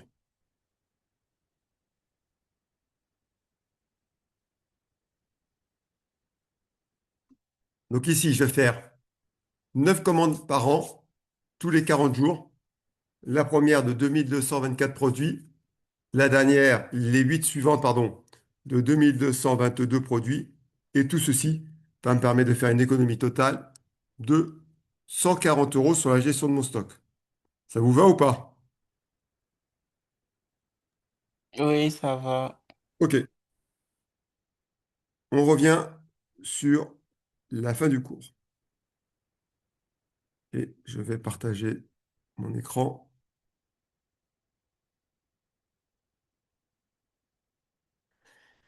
Je veux pas, dans mon cas que je viens de faire, je ne vais pas intégrer le socle de sécurité, ça n'impacte rien. On a déjà vu l'impact du socle de sécurité, ça ne fait qu'augmenter la gestion des stocks et ça n'a aucun impact sur, comment ça s'appelle, sur N ou sur le rythme.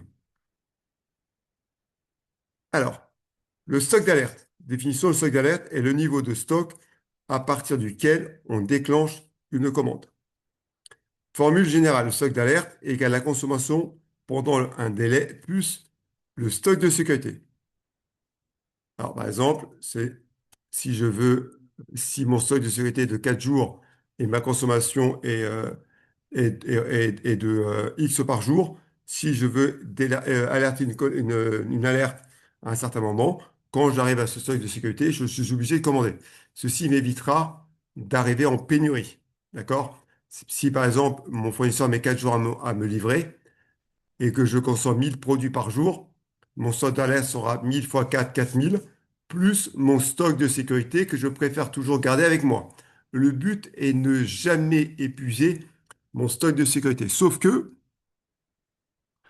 si j'ai une activité dont les denrées, dont mon achat, ce sont des denrées périssables, je n'ai pas de stock de sécurité. Je ne peux pas avoir un stock de sécurité que je conserve toute l'année parce que sinon mes denrées vont se perdre. Si j'ai des denrées périssables, pareil, Wilson ne fonctionne pas. Imaginons que vous achetez du, comment dirais-je, du poisson frais et que Wilson dit que vous devez faire une commande tous les 2 mois. C'est complètement absurde. Ça ne s'adapte pas à mon type de produit. Moi, j'ai un produit dont la durée de conservation est relativement réduite. Si Wilson me dit de garder durablement ceci, ça ne fonctionne pas. Donc Wilson a des limites. On va voir ceci. Alors, introduction de la pénurie, modèle avec rupture admise. Logique. Dans certains cas, l'entreprise accepte des ruptures temporaires, car le coût de stockage est trop élevé. On introduit alors un coût de pénurie. Donc ici, on va introduire le coût de pénurie, mais il y a quelque chose qu'il faut savoir. Je vends, je vais en prendre des exemples, je vends des pains au chocolat. J'adore prendre l'exemple de la boulangerie. Je vends des pains au chocolat. Il y a un client qui vient acheter des pains au chocolat, il n'y a pas. Alors, il venait acheter des pains au chocolat et des croissants. Risque qu'il parte et qu'il achète pain au chocolat et croissant ailleurs. Donc, la pénurie peut entraîner des pertes de vente de mon produit actuel, plus des pertes de produits dérivés. Et en plus, possibilité de perdre le client totalement. C'est ce qu'on appelle des coûts cachés. des coûts auxquels je ne peux pas maîtriser. Je ne peux pas savoir, donc on peut plus ou moins estimer, mais c'est compliqué à estimer, toutes les conséquences de ne pas répondre à l'attente d'un client. On va voir ça. Excusez-moi, monsieur. Oui. Je n'ai pas bien compris la formule du stock d'alerte. La consommation pendant le délai. Pendant le délai que vous mettez en alerte, Oui, je vais revenir, je termine mon cours et je reviens un exemple dessus. ok. D'accord? D'accord, merci. Alors, coût de la pénurie, c'est le coût de la pénurie comprend les pertes de vente, les pénalités contractuelles. Si vous avez un contrat vis-à-vis d'un client disant que si vous livrez dans tel jour, si vous ne livrez pas dans tel jour, vous avez une pénalité, eh bien, la pénurie va tenir compte de cette pénalité. Les pertes de clients, c'est ce que je vous ai dit tout à l'heure, un client qui va voir ailleurs et qui ne reviendra plus jamais. La désorganisation dans la production est encore mieux. Vous ne pouvez pas produire. Vous payez les salariés à rien faire. C'est un coût. Il y a tellement de coûts que c'est tellement compliqué de calculer la pénurie. On va faire ici une ébauche, mais c'est quelque chose de très complexe. Impact sur la méthode. Alors, le coût total devient passation, plus possession, plus pénurie. La quantité optimale augmente, le socle moyen diminue, le domaine devient plus complexe. Alors, je vais rajouter ici ceci. Soit, en minuscule, CP, le coût de la pénurie.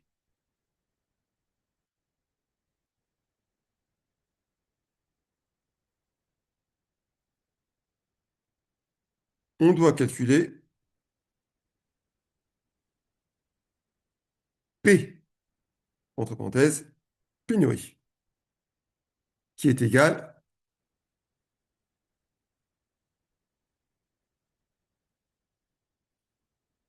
alors c'est égal à coût de la pénurie, CP, divisé par, entre parenthèses, CS, donc le stockage, plus la pénurie.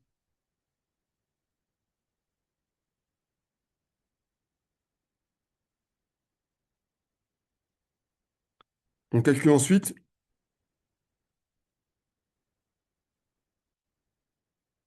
la racine carrée de P.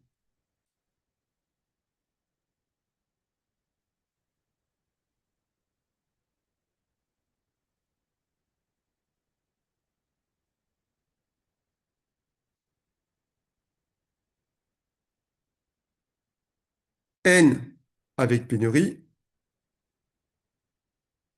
devient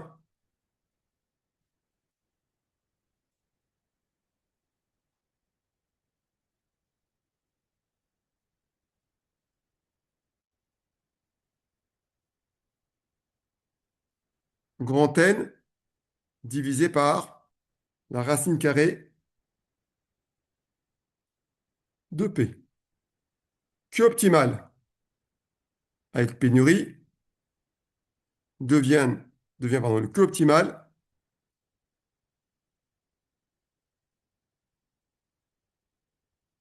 multiplié par la racine carrée de petit p. Tout va se faire par rapport à cette racine carrée. D'accord? Les quantités, tout ceci se calcule par la racine carrée de petit p. On va vous donner, on va vous donner automatiquement combien coûte la pénurie. La seule chose qu'il faut faire attention ici, et je marque en rouge, attention, et c'était ça qui était tombé une fois à la main, attention, on doit mettre dans la même unité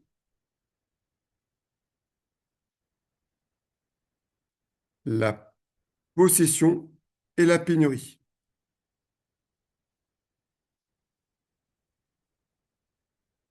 C'est-à-dire que je ne peux pas avoir d'un côté un taux de possession et un coût de pénurie. Soit j'ai coût de pénurie et coût de possession, soit j'ai un taux de possession et un taux de pénurie. Les deux doivent être marqués dans la même unité. On ne peut pas comparer, je ne sais pas moi, des kilos avec un prix d'achat. On compare achat, achat, on dépense kilo, kilo. On compare kilo, kilo. On compare des grandeurs qui sont les mêmes. On ne peut pas comparer des grandeurs qui ne sont pas les mêmes. Maintenant, pour répondre à votre question concernant le stock d'alerte.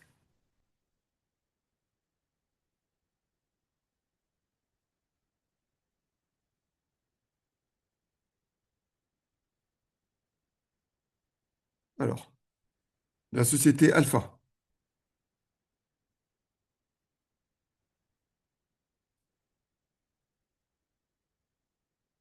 vous communique les éléments suivants.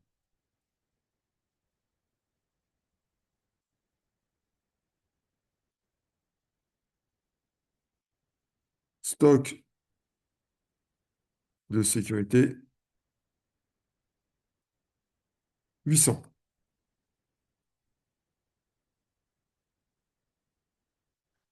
Le délai de livraison,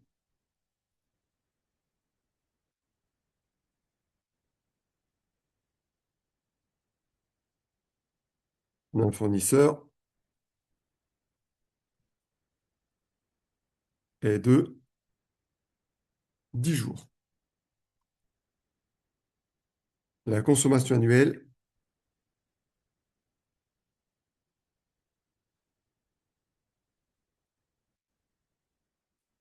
est de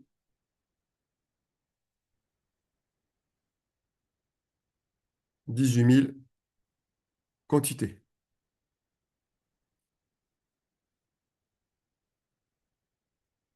Alors, consommation journalière.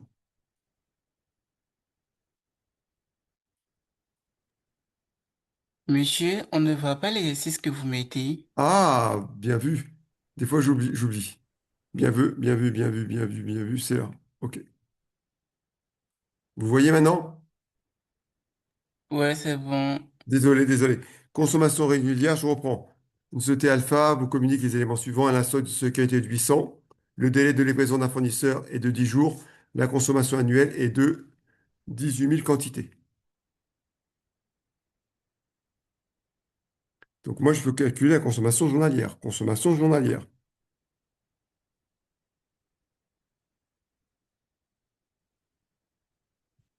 C'est donc 18 000 divisé par 360. Donc elle consomme par jour.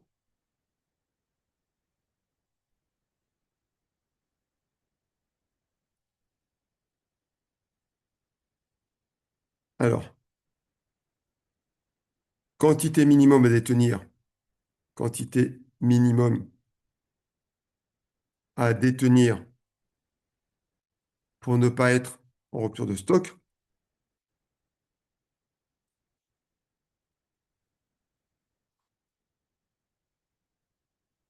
C'est 50 fois 4. Parce que mon fournisseur me met 4 jours. Si moi j'ai 50 fois 4 en stock, j'ai pas de souci.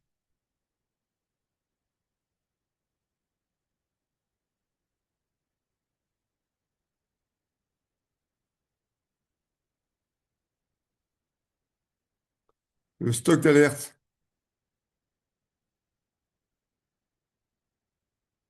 correspond au stock qui doit déclencher une commande pour que l'entreprise ne soit jamais en rupture de stock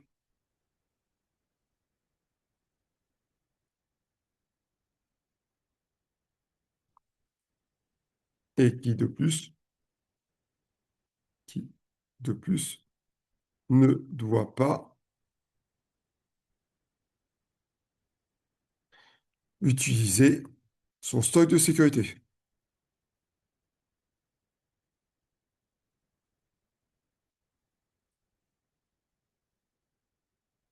Soit ici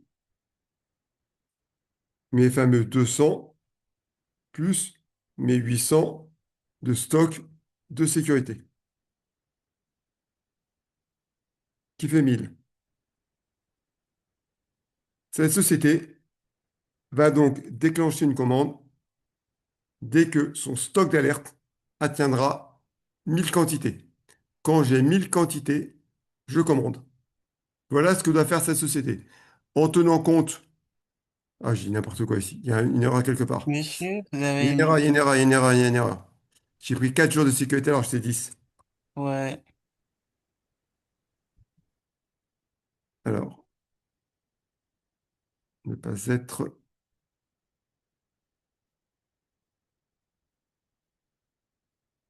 de 10 ici. Je vais remplacer 4 par 10 ici. Hop. Ici, c'est donc 500.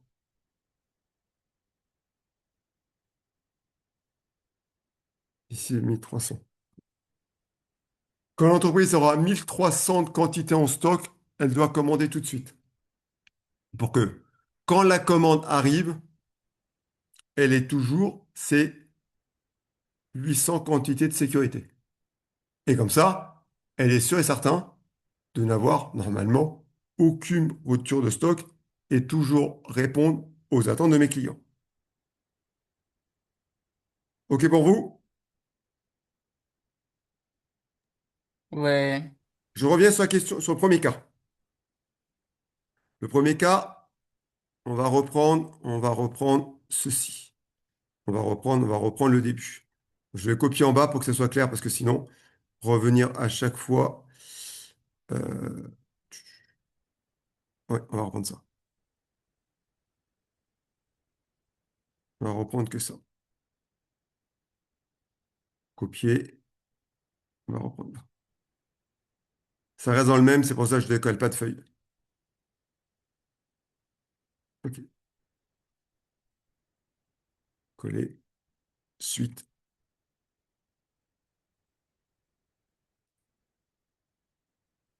avec pénurie.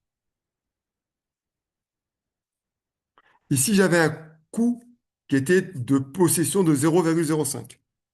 Le coût de la pénurie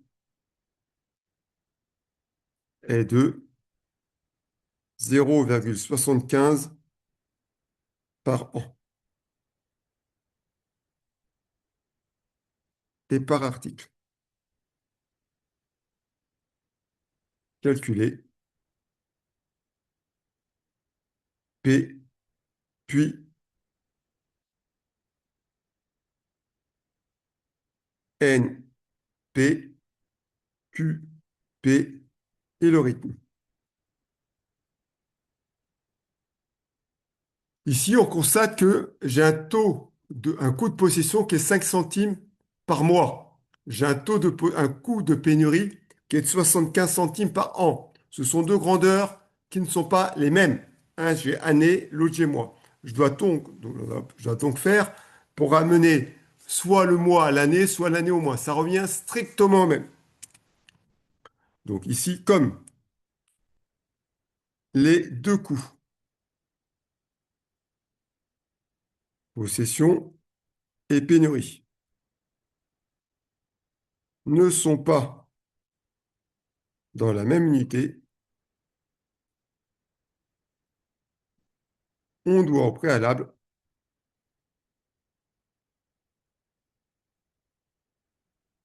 les mettre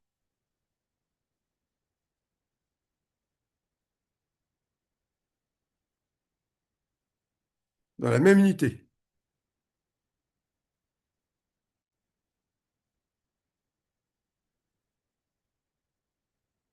Alors, soit la possession annuelle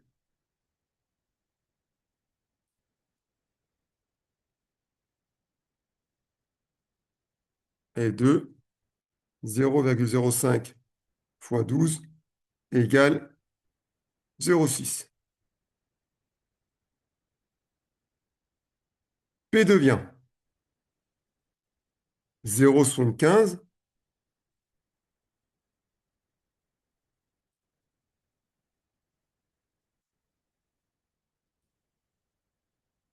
divisé par, entre parenthèses, 0,75 plus 0,6.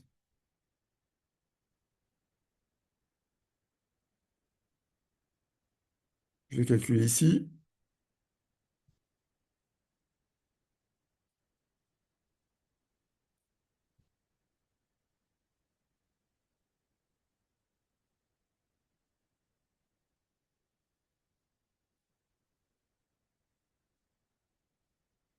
0,5555. Racine carrée de P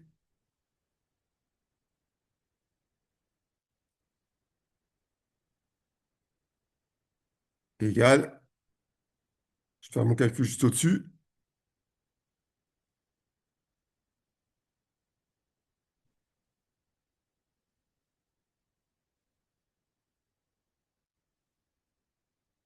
0,74. Une fois que j'ai ça, j'ai tout le reste. Si je veux Q, N, dans N, N pénurie, ça va être mon N d'avant divisé par racine carrée de P. N pénurie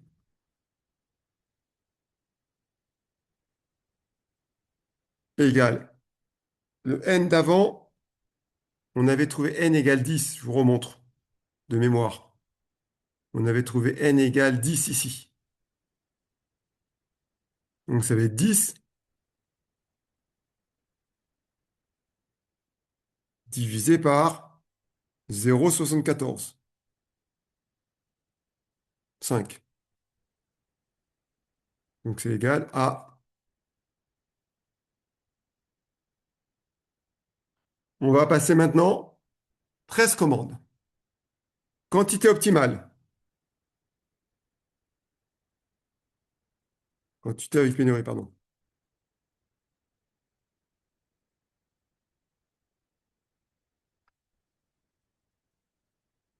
Ça va être égal à la quantité optimale multiplié par la racine carrée de P. Multiplié par 0, multiplié 0,075.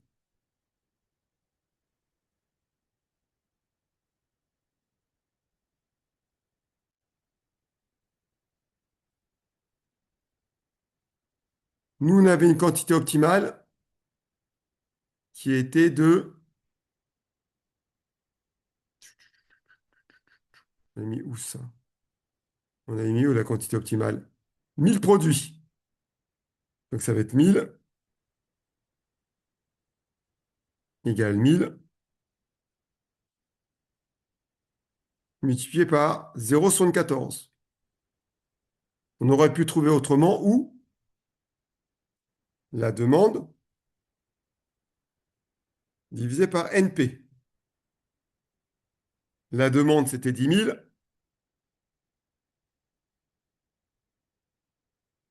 Que je divise par NP, 13,41. Si je fais mon calcul à côté, à l'examen, ça tombe jamais sur les chiffres ronds à ce niveau-là, mais ce n'est pas très important. C'est le reste qui nous intéressait avant. On retombe sur mes 745. Le rythme, avec pénurie, c'est donc, euh, rythme avec le pénurie, 360, excusez-moi, divisé par QP, NP, pardon. Donc si je fais 360 divisé par le nombre de commandes avec pénurie, je tombe sur 28. OK pour vous? On peut trouver ceci où rythme optimal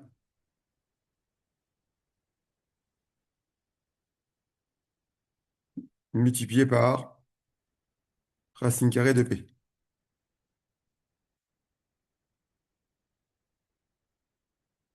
Alors, je ne sais plus quel était le rythme optimal qu'on avait tout à l'heure. On va le retrouver. On avait une commande tous les... J'ai plus, j'ai ça. On avait une commande tous les 36 jours. Donc c'est ici, 36, multiplié par 0,74.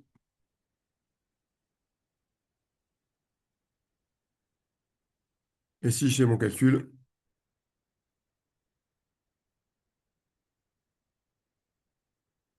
on retombe bien sur nos 26,83.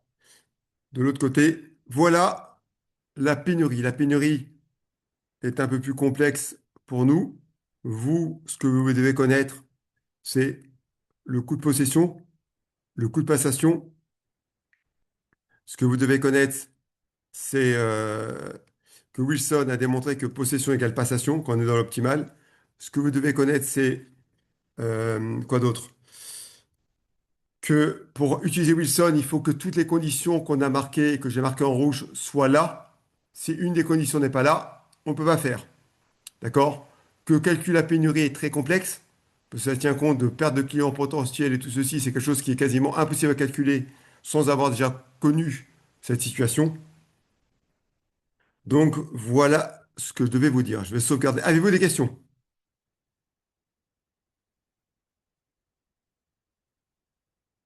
Non? Non, ça va.